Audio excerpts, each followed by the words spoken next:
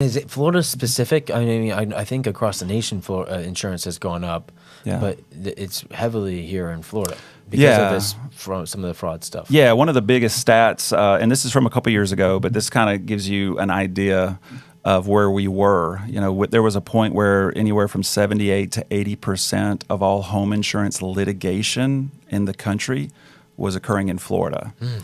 And that, again, when you hear something like that, that answers a lot of questions about what are our rates going up. Yeah, some of the storms are, but that's what it was all about.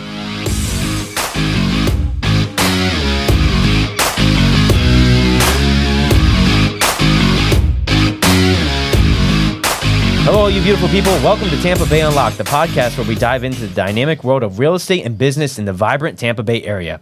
Join us as we sit down with top agents and industry leaders who share their insights, strategies, and stories of success. Whether you're a seasoned professional or just starting out, our interviews will unlock the secrets to thriving in one of Florida's hottest markets. Get ready to be inspired, informed, and motivated by the experts shaping the future of Tampa Bay. Tune in and let's unlock the wisdom from our next guest. Our next guest is Jason Mears, the VP of Strategic Growth for Florida Best Quote Insurance. Hey Jason. there. Welcome to the show, man. It's good to be here, Ryan. Thank you, man. Thanks for the invite. Absolutely. You know, after I get through that intro, now I can relax. Yes, Now we're here, man. The pressure's off. The pressure is off. There's probably so many realms we could dive into as the Florida insurance market has shifted so much and affected many as we roll into 2024. But before we get to all that, let's learn a little bit about you, man. Where'd you come from? How did you end up at Florida Best Quote? Yeah. What's happening? How long you been here? So I've lived in Florida. I'm originally from Louisiana. Went away after college, moved to North Carolina, lived there for a while, and then I've been in Florida now for 22 years. Do you get to call yourself a native yet? I don't know, man. I hope so. Like, my accent is not as thick as it used to be. It's fading a little bit. It comes, it comes out, especially when I go home. It's like y'all, I slur everything.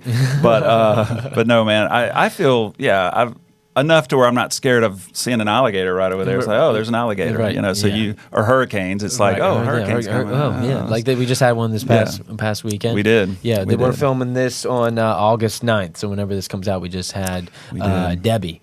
We did, man. Debbie Downer. Yeah. I don't want to get, that would have been right into that. So, you've been down here for 22 years. You've been with the company for a little bit, right? I've been with Florida. I've been in the insurance world about 11 years. Okay. I started, I basically moved down here, to follow family, to be with family down here. Was kind of in between jobs up in the Orlando area. And so it was like, okay, fresh start. Let's move to Tampa, And so I did not would have never thought I would have ended up in the industry world or insurance world. So, but a friend of a friend of a friend said, hey, there's this guy you should talk to. And I'm like, man, I don't want to work in insurance. He owned a brokerage. I'm like, I have no inclination to do that. And this is probably not the best way to start an interview, but I remember one of the first things I said, hey man, I'm not selling to my friends and I'm not pressure selling people. It was kind of like, that's just, but he was somebody to know, I guess. And he taught me into it. And so 11 years later, I love it. I love what I'm doing now more than what I used to do. I used to be doing a lot of quoting for home insurance, flood insurance, auto insurance, and now I'm doing a lot of teaching and speaking and going to events and trying to educate realtors and the community on what's going on in the insurance world, lenders as well. And I love it. I love what I'm doing now more than ever. So thankful to be in Florida and thankful to be doing that. So. Yeah, awesome. So 11 years in the industry. What has been some of the major changes, if you could highlight? Since you started to now, in insurance, right? In insurance, okay. Yeah. Well, I learned early on that fraud was a big issue statewide.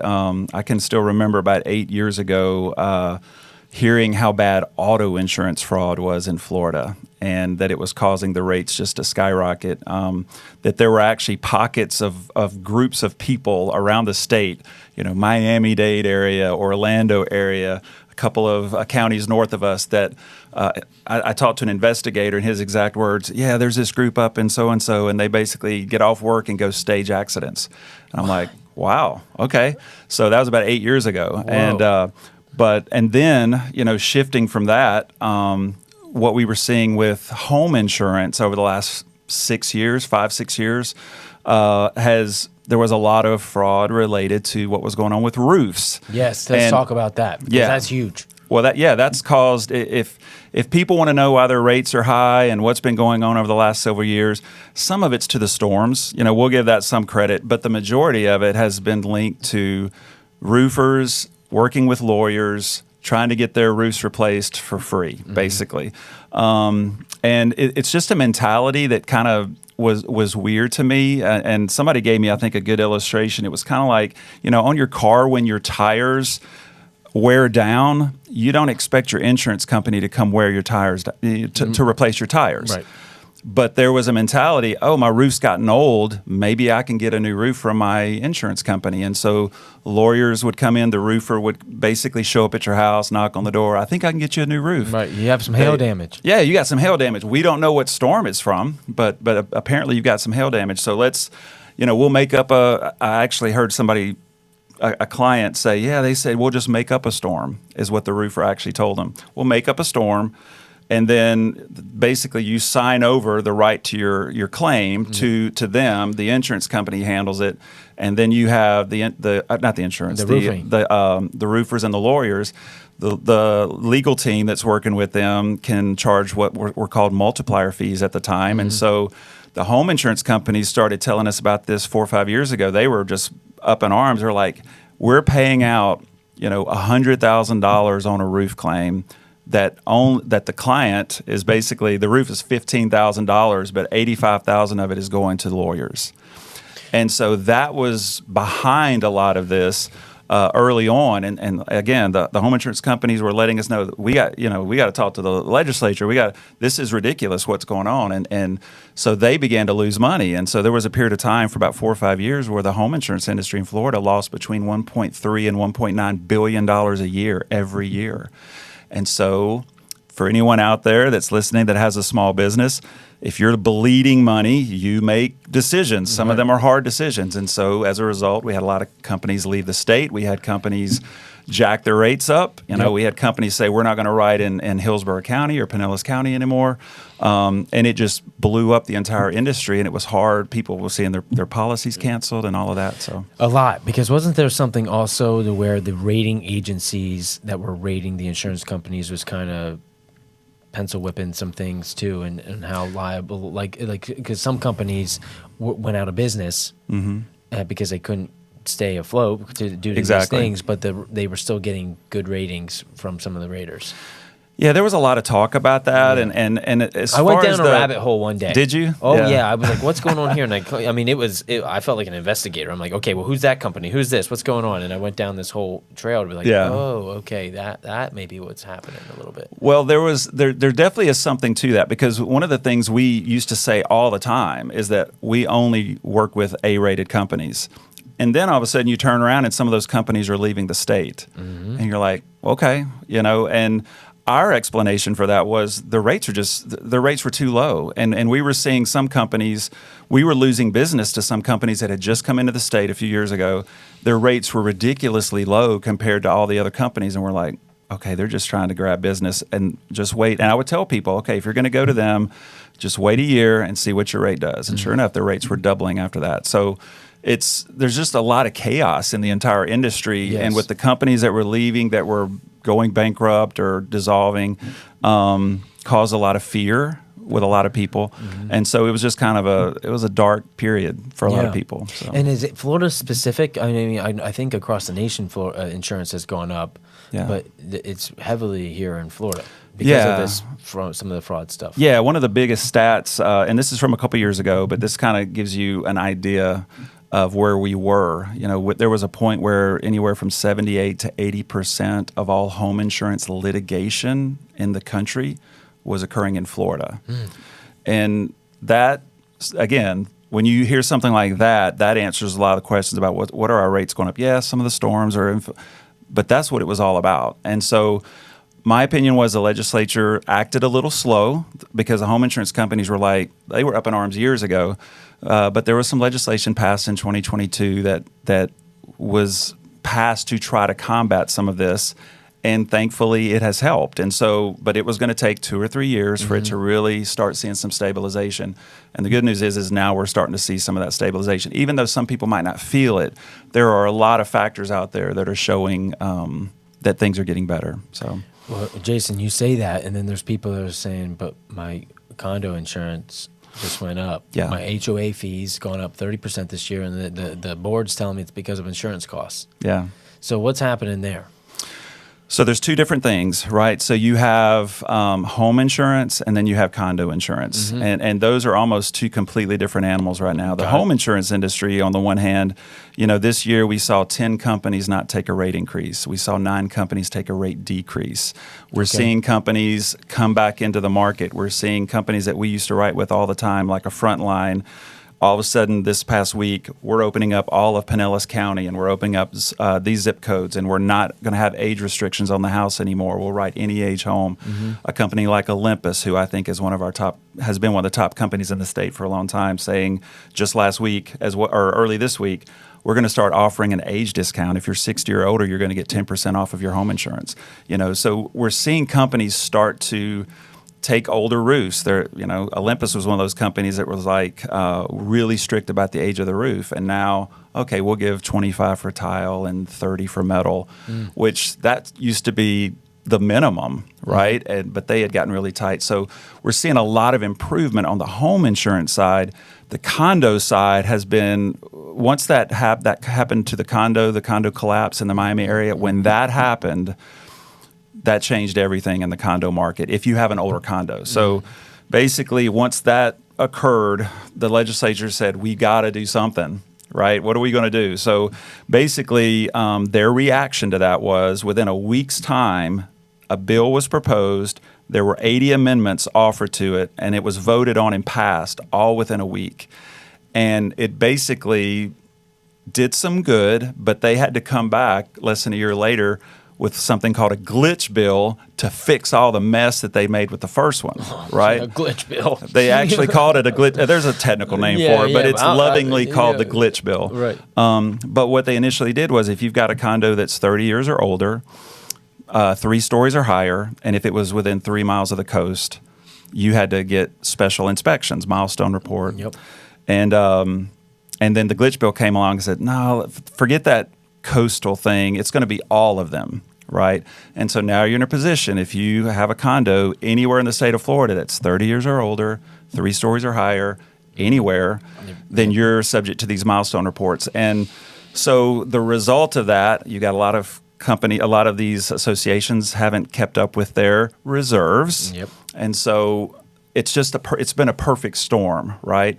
And so there's a lot of condos out there that are in great shape, but there was a condo that has in St. Pete, and I don't want to say the name because I might get it wrong, but their milestone report came up with $30-something million worth of repairs that needed to be done. Right. So who's paying for that? Right. Owners. Yeah. Right. Yeah. And assessments and all that kind of stuff. That's a tough pill to swallow. Yeah. Yeah. So the condo insurance already for the association, the master policy, those were already going up, just like home insurance had been going up. But then you throw on top of that, okay, well, now the HOA fees are going to double as a result of all this stuff going on.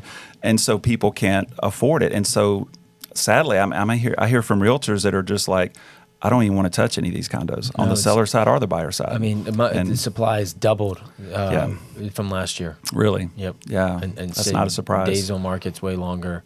So we just got to get realistic about costs of condos because of these other fees, right? Because you buy a $400,000 condo, but then you have a $700 a month in HOA fees. I know. Yeah. And what are you going to do when you're trying to sell a condo and the milestone report is scheduled for 4 months down the road? We got it. It's scheduled. It's 4 months down the road. What comes after that? Well, the buyer looking to buy it, they have no idea what. We don't know. Are they going to find $30-something million of repairs? And so there's so much, not just confusion, but just there's so much uncertainty. Yep. It just feels like we've got to get to the end of next year, I think, is when all those milestone reports are supposed to be completed. There's a group that's due by the end of this year. And then if you turn 30 after 2022, the middle of 2022, you have till the end of next year to get all your milestone reports done. Well, that leaves another year and a half potentially of our milestone report is scheduled for down the road and this or that. Yeah, so it's this gray area on all Yeah. that. Yeah, it's a weird spot for condo owners right now, unless you are a new building and you have all that stuff Exactly. knocked out, right? And Exactly. luckily here in St. Pete, we do have new buildings going up. So I know, which is great. And I'll tell you one more thing, that the biggest concern I have related to a lot of this, and the state of Florida is not going to let this happen, but it's the 55 and older community out there, right? Because a lot of them are on fixed incomes. That's the hardest They're thing. living in these older condos. What are they going to do? The state of Florida is not going to let that industry or market, whatever, that age group collapse in the state of Florida. It's too important. We're known. Right, People come here to retire, right, man. yeah. And so we really thought either last year or this past March when they were in special session that there was going to be, maybe they'll put a little add-on somewhere or a little caveat in here, something to protect that age group, or to say, okay, well, but there hasn't been anything. Nothing yet. Nothing yet. And it is an election year, so that makes right. You never know. Everyone's sitting on their hands a little bit. Yeah. It makes sense. Talking about perfect storms, I think one thing, especially as we're in season right now of hurricanes, what happens in the insurance world when a storm is named off the coast? Yeah. So we just dealt with this with Hurricane Debbie. So on Friday of this past week, we have almost 50 home insurance companies. That's one of the big advantages we have over 90-some% of all the agencies in the state. We're an independent brokerage, so we can get authorized to write with whoever we can try to get written with. And, all those companies have different rules as far as how they react to a storm. Okay, when it's named, when it becomes there's a tropical storm watch. You'll have companies like Citizens, for instance. They will shut down the entire state. It's called a binding restriction. So they will not accept money. They will not let you bind a home insurance policy. Business ends for the entire state of Florida until they lift that. Now, other companies will just close a little part of the state, that sort of thing. So Friday, of course, everybody was in the office, bind, try to get everything bound that they can, because we knew that storm was coming over the weekend. And the tough thing is, when a storm comes, we have no idea when these companies are going to open back up and allow business. Fort Myers, the storm that came through Fort Myers a couple of years ago, you had companies that shut down, and they were shut down for weeks, home insurance companies. So anything that was supposed to close, everything, because there was so much damage, so much happened. The good news about this storm, and I know there were people affected by it for sure, and it's been a big flood event for a lot of people. The majority of the home insurance companies were open back up on Tuesday. So that tells me, that things are okay, right? So we've seen some positives go on, but again, all it takes is one really bad storm, and everybody thinks, oh, my rates are going to double next year. Maybe that could happen, but that's so people just need to be prepared ahead of time, especially on the realtor side and the lending side, to be prepared ahead of time. There's a storm potentially forming, coming. What are things we've got to do? Absolutely. On our end. And staying in the category of storms, there's some credits and discounts sometimes that are given for hurricane clips on roofs and things like that. What else are things that people can do to help lower their rates, if anything? Well, if you get a new roof installed, get a wind mitigation inspection immediately afterwards, because there could be roof credits you're now qualifying for that you weren't before. And the wind mitigation inspection is how you get those applied. And so you would get that wind mitigation inspection and send it to your home insurance company, the agency. We would apply it to your home insurance policy, whoever you're writing with. So that would be one thing. I think one thing that people are doing a lot right now that they need to be aware of is not as cost saving as they think. A lot of people call us and say, hey, I just had hurricane windows put on, or, how much is my discount going to be? Well, that discount is an all or nothing discount. It is all openings have to be protected in the house. So you got hurricane windows, but your front door is not protected. Your patio door, your garage door, your back, none of your skylights, none of those are hurricane rated. You're not going to get a discount. That's and good a lot to know. of people don't get that, So I would say that's a big part of it. It's all or nothing. Do it to protect your house. Don't do it thinking it's going to be a huge savings. Some companies it is a big savings. Most of them it's not as big as you would think. You're not going to save $1,000 on your policy by putting in storm windows. So it's not going to pay itself back, I would say. I think it's really important to let us take a look at your policy every couple of years. One of the sad things I've seen multiple times is you'll have like a widow, let's say, and just one example, I've dealt with a few of these where maybe their husband took care of everything, and so they basically, their husband died 10 years ago. They're just kind of, whatever their payment is every month, they're just allowing it, right? The mortgage company takes it out. And then finally they call us and we take a look at their policy, and over the years, their dwelling coverage, their replacement cost on the policy, the home insurance company's just been adding it and increasing it and increasing it and increasing it. And over 10 years, they're way overcovered. And so we come in and go, no, this is what it will cost to replace your house. Here's a policy that's $3,000 less. And you got a lady that she could have been saving thousands of dollars years ago. Right. But because she didn't look at it and it wasn't something she thought about. So the replacement cost of the home changes. It can, there's people out there right now that don't have enough, and there's people that have way too much. Overinsured. Yeah. And so that would be another way to try to, for someone to try to save money, would just let us take a look at it and and reshop it. It's never a bad time to reshop. Yeah. Why is it that a majority of policies are citizens? It was never supposed to be that way, right? I went 4 or 5 years without writing a citizen's policy because there were all these other options. And then when everything happened in the state over the last 5 or 6 years with all the fraud and everything and the rates skyrocketed, all of a sudden citizens became the least expensive option, especially if you had a home in the 70s or older. It was citizens or bust, man. And so I went from writing none for years, and then all of a sudden almost half your policies are citizens policies, especially if it's an older home. It is. Right. Here's citizens at $1,500. The next best option on your 1960 home is $3,000. What are you going to do? You're going to go with citizens. And so they saw a huge uptick in the amount of their policies. So they have responded now over the last couple of years by implementing all these policies to try to dump the amount of policies that they have. I think they're at around 1.1 to 1.2 million statewide right now. Do insurance companies sell off policies the same way the mortgage industry does? I don't know if it's exactly the same way the mortgage industry does, but there will be, like, someone will take their book of business. Like some of these companies that left the state of Florida. Right, it gets handed off to somebody, okay, we're going to take those for you, and so we will see some of that. I don't know if that's exactly the way that not exactly, but I'm just saying in terms of they sell it off. They say, here's a risk pool that pays this much, and like, who wants to buy this risk? I'm sure. Yeah, some of that does happen. Tossed for sure. around a little bit. Yeah, there's so much there. I mean, insurance, it's so important, you got to have it, but I mean, it's also complex, right? Like it is a what if. Well, all of insurance is a what if industry, right? You people complain about, man, I've been paying for my auto insurance for 20 years and I've never had an accident. Nothing's ever happened. And my home insurance and life insurance, it's all the same. I will tell one quick story, just as a plug. I love stories. Yeah. So I have been a safe driver, never had an accident for the last 25 to 30 years. No problems, no anything. Until last year, I had an accident. And I hit somebody going 6 miles an hour. They determined with the computer in my car, I was going 6 miles an hour. And somebody scraped across the front of my car.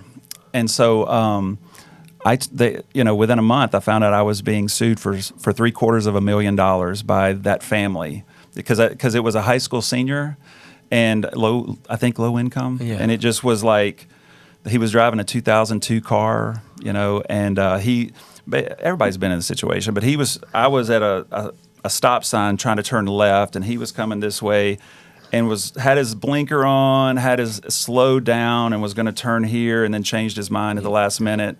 And I just kind of came out and he just scraped across the front, 6 miles an hour. So you hit each other. Huh? You hit each other. We hit each other, but it was my fault. Right. You got to wait. But if you kind of look at it the other way, people do that all the time. Right. Every time I'm looking to turn right, that car pulls out in front of me. They're pulling out in front all the time. Yep. So, but anyway, so my auto insurance company, I called them in the middle of the wreck. By the time the police were finished, I drove straight to the mechanic. They were ready for me. My car was sitting there, ready for me to take away. I drove it for a month. I found out later, after my car was fixed, they said, they called me, hey, 6 miles an hour is how fast you were going. They're suing you for this much, but don't worry about it. We're going to take care of it. They're just trying to, they're just trying to intimidate you, Right, that right. lawyer is or whatever. And so not only did the auto insurance company, when it was all said and done, they paid out the minimum because they had to. They notified me a month or two later, says, hey, we've looked at your record. We're not going to increase your rate at all. That's what insurance should be, right? So that's when you need it, whether it's auto insurance, home insurance, whatever, when you need it, that's what should happen. And I think the sad thing is that has not been everyone's experience out there. Right. Especially in the home insurance industry, there's just been a lot of companies that just haven't handled claims well. This is when you take all that money throughout the year. This is when you better shine. It's when somebody needs you, and too often I feel like there's a lot of companies that are just trying to nickel and dime people. Right, find any little reason. That's why it's important. I think that's where insurance gets confusing for some, and even agents in the business of like knowing the fine print. Yeah, right. absolutely. I worked in the life insurance, disability insurance world prior to getting into real estate. Okay. So a big thing, and those that were nitty gritty, in the engineer types, the attorney types, those that really read every line of a contract, and in disability insurance, there was a whole thing about what considered to be your occupation. Right, because if you were to be out of work, does your contract say that you are out of work if you can't perform your exact job, or you can't work entirely? Yeah. Right, and there's just a difference there, and there's some fine line stuff on any policy, right? Because I mean, at the end of the day, an insurance company's there to stay in business. They should be there just in case, but at the same time, some are trying not to pay out policies. Yeah. I think that's what puts a bad rap for the industry. Well, I think it's opened a door for the litigation mentality and the every intersection you're at, there's a lawyer on a billboard. I got $3 million from my client who had an auto accident, and that's what they were trying to do to me. I mean, they were trying to get this family $750,000, and it was a kid that was 6 mile an hour accident. He was a basketball player and played the whole season after that, and just nothing happened. Yeah, but it's a mentality, and a lot of people call the lawyer before you call your insurance company. Don't trust the insurance company, and I think there are some bad eggs out there that have caused some of that, for sure. But I think it's also just a mentality where, hey, show me the money, kind of thing too. So everyone's chasing. I mean, it makes sense.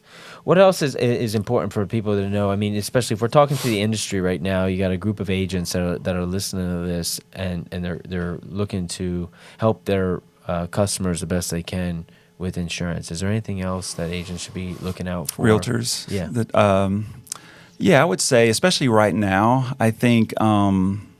Probably the biggest tip I could give is because we're in the middle of hurricane season. I mean, it's early August. We don't hit the peak until September 10th, and we've already had a Category 5 in the Atlantic, and we just had Hurricane Debbie. So we're not even halfway through till September 10th. That's when it's really big. I think the biggest thing is what can we all do together?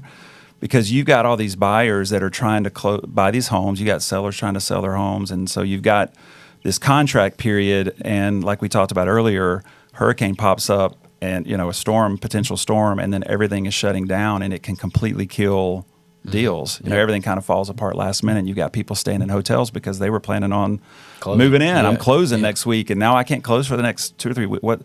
So I think the biggest tip I would give to realtors would be pre-listing inspections on the front end, and then let us quote the listing as well, so that you already know what you already know what the home is, what the flood is going to be. And then the second you go under contract, order the inspections, and because you already know if there's going to be issues, because hopefully those were fixed on the seller side. But we need the client's information at the very beginning, right up front, because we need to get everything we can from them at the very beginning, so that when the storm pops up and we're trying to bind a policy, all we got to do is hit bind. Yeah. And because I can't tell you through the years how many times that so-and-so's closing at binding restriction at 5 p.m. and it's 4:30, and I'm calling somebody at work because I don't even have their date of birth. Right. And there's a lot of realtors, and when it's not hurricane season, it's fine, but a lot of realtors will send us an address. Hey, this is their primary address. Can you quote this for me? Sure.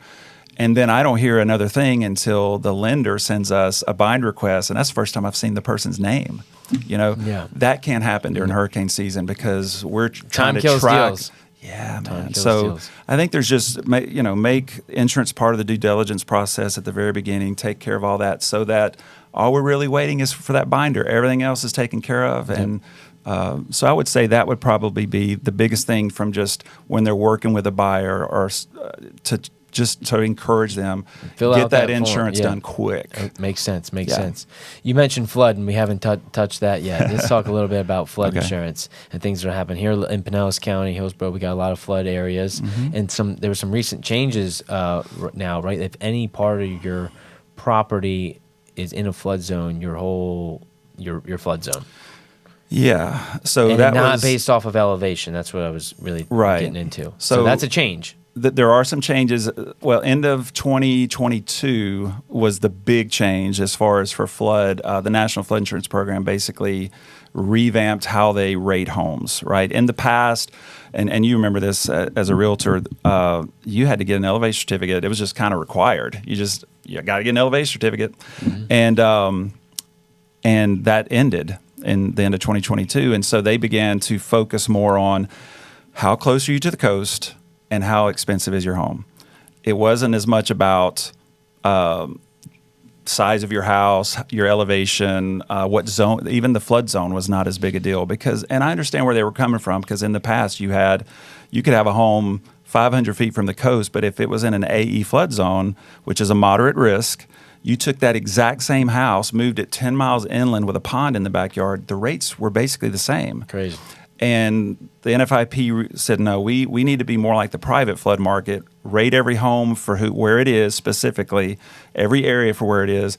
And if you're on the coast, you should be paying more than people 10 miles inland. It's just the way that they looked at it. And so they did change it.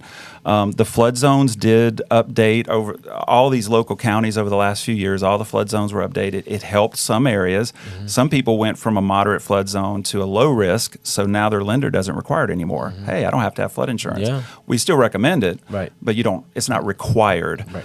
But then you had people, I know like Safety Harbor was an issue where a lot of people up there were in an X flood zone, low risk. And then all of a sudden, wait a minute, now I've got to have flood insurance? Yeah, We're $2,000 a year? I wouldn't. But they revamped all these flood zones, and that changed everything, right?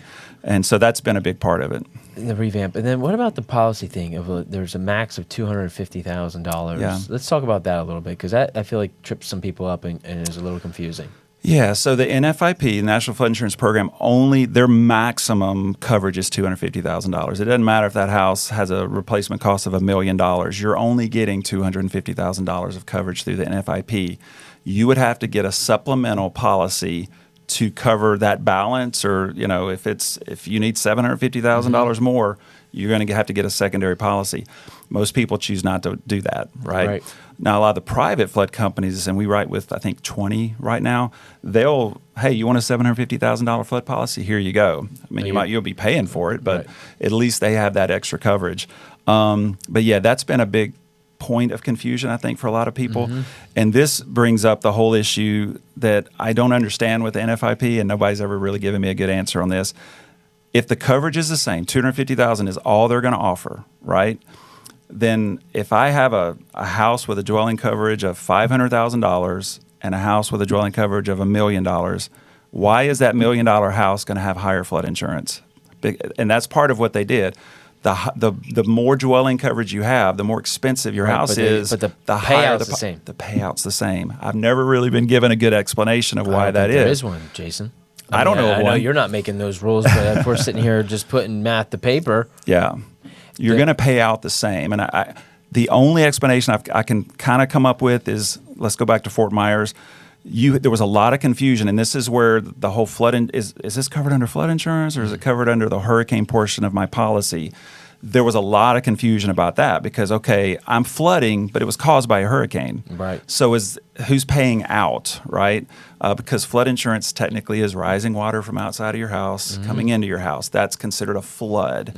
A pipe bursting in your house or a roof leak flooding your house, that's not flood insurance. That's homeowners. That's part of your home insurance. So I feel like the end result of all that confusion is citizens now saying, well, all of our policyholders have to carry flood insurance now, no matter what flood zone you're in. And that's citizens' new rule. Everybody. Even if you're in flood zone X. Even if you're in flood zone X. Now, they've staggered it 2025, 26, 27, over these 4 years. Is that their way to mitigate risk off of their books so that people leave Citizens? I think it's one of the, I could probably do a top 10 list of the things Citizens has done to try to get rid of business. Again, I don't blame them. They're carrying too much risk on their books. Yeah. They're the state-run insurance company. They were the company of last resort, is what they were always known for. And then all of a sudden, now they're the only. So they option get on a these hit, older. another big storm comes through, and they got to pay out. Whoa, drains everything. Yeah, and they've got certain assessments that they can assign, and people's rates can triple. And there's a lot of things that people aren't aware of out there that you don't want to, and I wouldn't say Citizens is a bad company at all, but you don't want to have a policy with them unless you have no other choice. And so we've kind of pivoted to where we're sending out Citizens quotes with the flood quote. Here's your option, Citizens plus flood, which they require. Here's your next best option. So we're just sending out that second best option, and then people decide, okay, if I'll pay $400 or $500 a year more just to have a company that's not Citizens. I mean, that's basically what they're doing. So when does that? I may have missed it. So Citizens is requiring flood policies on top of their policies starting when? So if you're in an X flood zone, right? So they're already requiring it. Who it's been affecting since last year is all those cash buyers that didn't have flood insurance, that were in the AE flood zone, the V flood zone, the high to moderate risk.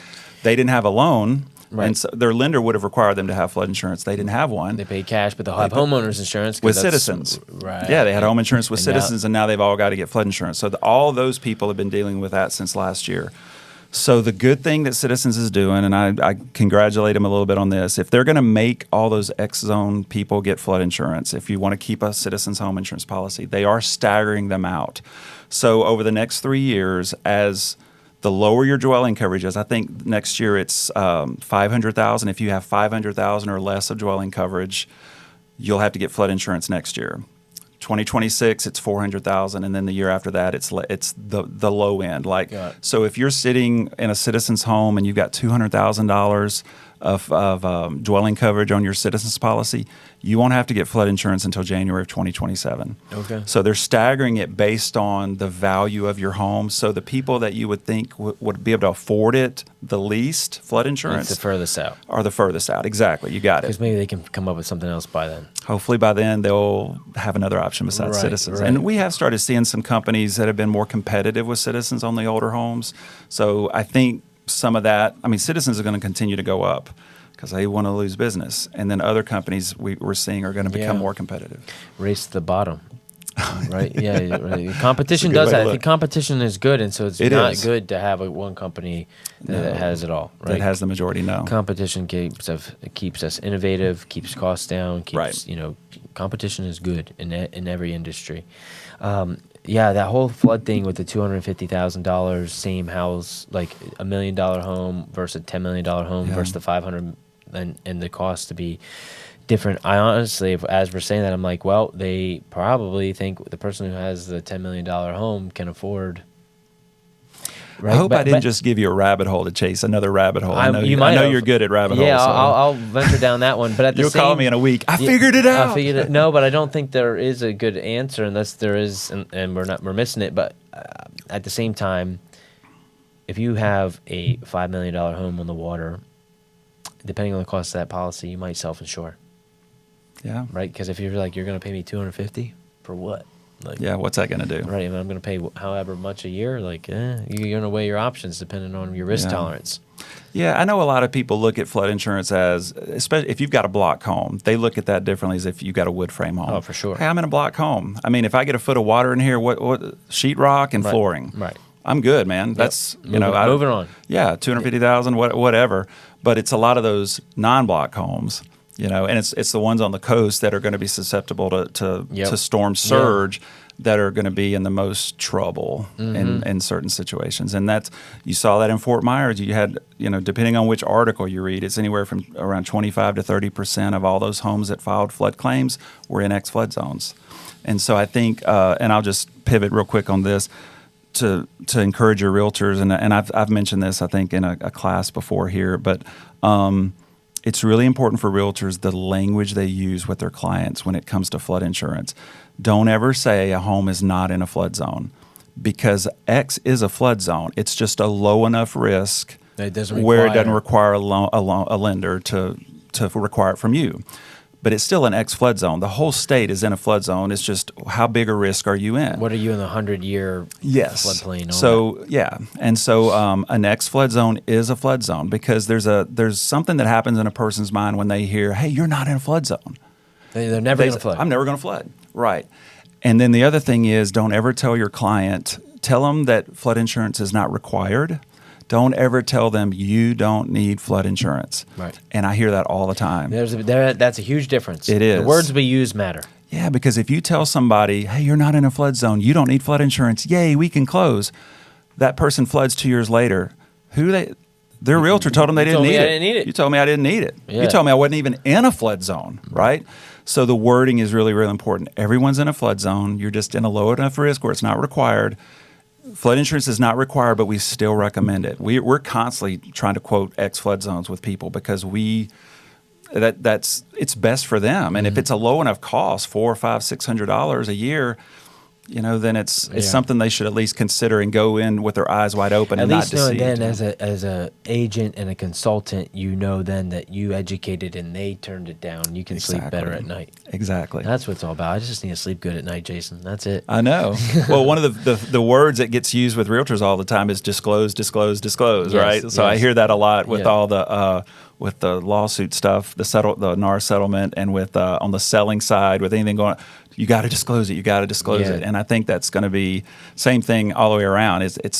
How are you disclosing the flood risk to your client? And it's the words we use. And you're protecting yourself as a realtor when you don't say certain things and you do say certain things. Absolutely. Right? I mean, that goes for everything. Yeah. Right. It's so important because people will hold you liable. You told me right. that And you're the professional. XXX. That's what this is all about. And I'm glad. I mean, the amount of knowledge that you just dropped on this. I'm going to encourage anyone who doesn't know anything about insurance to come listen to this because it's so insightful. Even for myself, I connected a few dots that were missing. Man. So, Thank you. And that's what this is really all about, to help us all get better. Exactly. Right? That's what it's about. That's why I love teaching and love doing this sort of thing. Is you're never going to be an insurance expert, but I feel I don't like need to. I got you. Yeah, exactly. Right. You got Katie here in the office. Yeah. But I just think there's things y'all need to know. Things that make you better to where you can help your client more. As the agents that are listening, I think the hardest part about our role is that we have to know so much, right? But yet we're not the experts in any of it. And I'm quick. I'm quick to get out of the way and pull in an expert. Yeah. I will say, I may know this, however, I can find out for you. And here is Katie. Here's Jason. Here's our inspector. Here's whoever. Yeah. Let them say what they say. Because there's so many areas that we need to know. I got a lot of respect for realtors, man. I feel like in so many, you got to be counselors, therapists, pastors. You got to be on top of all the knowledge, right. and trying to salvage deals and bring people together and the interpersonal skills and all that sort of thing. A lot of respect for the realtor partners that we have. Y'all have to know a lot. Yeah, they definitely do. We definitely do, and it's one reason why any of these. iBuyer, people think that the agent may go away. Not anymore. You don't hear that talk so much anymore. Yeah. But there's so many moving pieces in this, and an emotional piece. Yeah, you may be able to buy a home with a one click, but that doesn't salvage all the other things that have to happen, right? Yeah. You can't bind insurance because you don't have a roof, but hey, I know a roofer who will get paid at closing to put the roof on so we can get your insurance. I mean, there's a lot of strategy that goes into this role, and having good partners is important to be able to make those quick phone calls and figure out how to problem solve. I completely agree, man. And we appreciate being partners with you guys. We really do. It's been a great relationship, and y'all know anything y'all need, you can ask. So. Absolutely. I appreciate that. So when you're not wearing your insurance hat, Jason, and you get out and you get to, shake your tail feather a little bit, how do you like to spend your time here? Oh, my gosh, man. Well, I have a daughter who's going to be a senior in high school. That's so awesome. I have an appointment at 4:00 this afternoon to go get her nails done. Oh, there you go. And I basically go because I pay for them. Yep. No, I enjoy it. I've been taking her to get her nails done since she was probably 11 or 12 years old. That's So, awesome. and my son just graduated from college, and he moved back here to Clearwater. Oh, He's cool. going to take a month off. He's visiting my parents right now out of town, and then he's going to continue his job search after college. So I'm spending a lot of time with my kids. That's Family. probably the main thing. Yeah. I just a weird fact is I grow hot peppers. You grow hot peppers. I got my first ghost pepper yesterday, man. I've been trying to grow ghost peppers for 3 years. It's hard? Well, I just dealing with disease and bugs, and I just trying to figure it out. Yeah. And they'll bloom, and nothing will happen. And so I think I figured some things out this year, and I got this massive ghost pepper, and I'm going to post it online and say, anybody want to take a bite? What are you going to do with it? Well, my ultimate goal with I got a ton of cayenne peppers. Tabasco peppers. So I want to make my own hot sauce. I'm from Louisiana, man. I love was spicy gonna say, food, right when man. I'm like, all right, makes sense. I grew up eating Cajun food, so anything spicy and hot is right up my alley. So, but I'm not going to bite that ghost pepper, man. I don't know what I'm going to do with that. It's in the freezer. It's in the Figuring out. I don't know how long it's going to be there. But preserving that bad boy. You're like, I grew this thing. Now what? 3 years of hard work. Yeah. That's funny. I don't. Just random spice, man. I enjoy the flavor, but I get hot, man. I start sweating. Start sweating. and there's something. Your upper lip gets a little. Oh, no, I'm forehead, dude. I'm leaking. I mean, it's everywhere. And there's something about breaking a sweat while trying to enjoy a meal. Just is not my. I'm with you, man. Yeah. I like it when it's flavorful. Like Right. the ghost pepper thing, that was just a challenge to grow one. Right. That was, but now it's like I ain't doing nothing with it. Like I could throw that into my hot sauce and it would be unedible potentially, you know. Yep. And so, Do you watch that show, Hot Ones? I've seen some of the episodes. I can't imagine. You know, let's just keep talking. We should have done that. We could have just kept talking. I wouldn't have made it very far. You'd be I've been leaking, dripping. man. I've been sitting here, get the fan blowing on me. Yeah. That'll be you will have a separate segment of that on the next podcast. Our own Hot Ones, man.